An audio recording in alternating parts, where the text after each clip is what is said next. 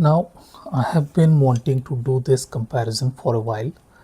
Chinese planar vs Japanese planar. Fostex is from Japan, while Fiio is one of the most renowned Chinese maker of various audiophile products. To be precise, they started with DAPs and amps, and they moved on into higher-end headphones and IEMs. Headphones are yet to reach the $1,000 mark, which I believe they will arrive later this year, if I'm not wrong, while they have already been making $1,000 IEMs, $1,000+ IEMs. Fostex is mostly known for their high quality headphones, and Dekoni Blue, even though is branded by Dekoni, is a Fostex T50 RP.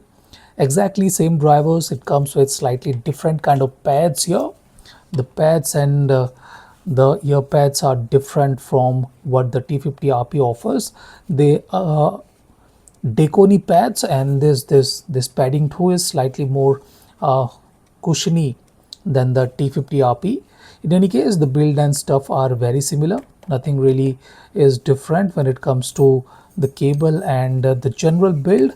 Yes, the color is different, obviously. This one is blue, named blue, so there is something supposed to be blue here. So this is blue plastic. In any case, this is metal, but this is definitely plastic, and it has a retro kind of look to it. This is semi open. Let me be very clear, this is not fully open, this is semi open, while the Fiio on the other hand has metal mesh, metal body here too. This is metal, padding is slightly better, and the ear pads too are a bit more softer than the Dekoni pads. In any case, both are breathable. You guys can see if we compare the sizes here. Let's do a comparison. Both are very similar when it comes to the size, but you guys can see Fiio pads are more thicker. Even though Dekoni is known for their ear pads, they sell a lot of ear pads. You guys can see the quality of the Fiio pads are still softer.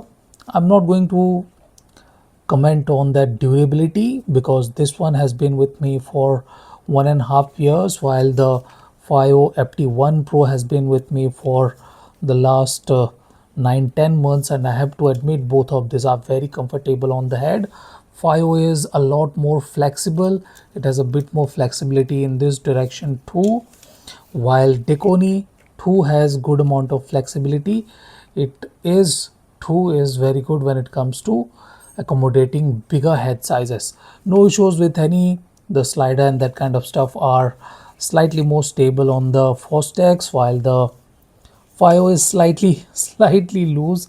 Okay, you guys can see, even though this mechanism is fairly good, fairly stable, it kind of sounds slightly clunky, while this one is a bit more stable in that regard. Doesn't make any unnecessary noises or doesn't feel clunky or anything like that. Use of excessive metal can be a bad thing, and this is not exactly bad, but kind of feels like it is trying to overdo the build part. In any case, if we start talking about the cables too, the Fiio has the upper hand here. It comes with a balanced and a 3.5 mm cable, while the Fostex comes with a general single-ended cable, and this is the stock cable. You get a adapter to convert it from 6.5 mm to 3.5 mm. So that is that. You really do not get anything premium with the Fostex, while the Fiio comes with a generous sized carry case, hard case. Fostex doesn't have any carrying solution with it for God knows what reason. In any case, Fostex is a very power hungry headphone. Let me be very clear about that. It needs a lot of power. It can handle 3 watts, 3 watts of power at 50 ohms. So you guys can imagine this needs a proper amp or a very powerful DAC amp to be driven, while the Fiio is much easier. It doesn't need a lot of power, and I have been able to use it with even dongles to be precise. Now, there is something very interesting happening here. Let me be very clear about that. Even though Fostax can handle a lot of power, it does not need a lot of power to sound good. That is something special about it. It does not get loud, very loud, but even if I use it with a decently powerful USB DAC amp or dongle, it does not sound screechy or does not feel like it is not offering a full bodied bass. It does not sound like it is offering thin notes or anything like that. While the Fiio, even though is not a power hungry headphone, it does not respond that well to USB DAC amps. It needs good amount of power to sound effortless. So the point here is the effortlessness. You cannot be, in my opinion, not power hungry and sound screechy, slightly thin, slightly annoyed when not powered properly. So that's the point. It needs good amount of power to sound effortless. While the Fostax, even though can handle a lot of power, does not feel like it is being dragged or anything like that. In any case, if we move on to the sound signature and sound quality, both have different kind of presentation and different kind of signature here. While the Dekoni is warmer, fuller, meatier, has a more, I'll say, natural timbre, Fiio is tuned for better accuracy and better clarity across the spectrum, to be precise. This one is an open back headphone, so you cannot expect a lot of bass from it, and that is true for Fiio. It is not a bassy headphone, but what it has is good amount of extension. Now let me be very clear, both have very good kind of extension, no issues with extension, sub bass extension or anything like that. Both are very good there. But the Dekoni is a bit more warmer, a bit more rumblier. It is slightly slower with the decay in the mid bass region and offers very good layered delivery. It is a bit more full bodied, area of impact is slightly bigger. It does not lack with accuracy or precision or anything like that. Layered delivery, as I said, is very good too. We get very good dynamics, and the contrast is slightly lacking though. While the Fiio is tuned for better accuracy and is offering slightly better dynamics and slightly better contrast between instruments, the downside is it is a bit faster with the decay and doesn't hold that much of weight or body behind the notes, which is slightly making it sound minorly drier. Okay, let me be very clear, it is not very juicy or anything like that. If you are looking for a juicy bass, I will say opt for the FT1, not the Pro variant, which has a dynamic driver. This one is a planar driver, so this one is open back too, so that might be making it lose the weight behind the notes. In any case, it is more precise, while this one is more fun and enjoyable. If we move on to the mid-range, that is where this one is slightly lacking with the body again.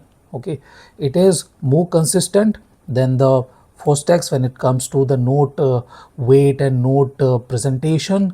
It is not uneven and offers very good kind of clarity, very uniform kind of notes. They are not haphazard, and the performance is very predictable.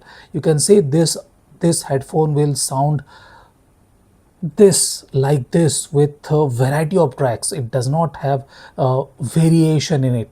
It is uniformly presented. It does not have uneven finishing regions either. It has very good resolution and technical abilities, while the Fostax is a bit more warmer, a bit more fuller, and a bit more natural sounding.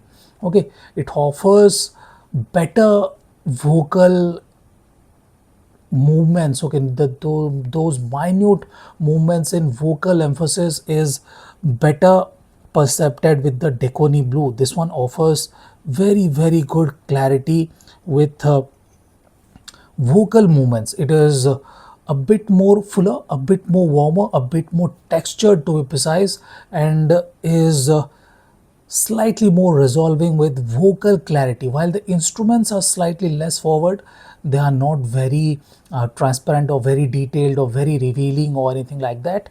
That is what the FT1 Pro is for. This one has superb clarity, more resolution, more definition, but the tonality and timbre are very neutral, to be precise.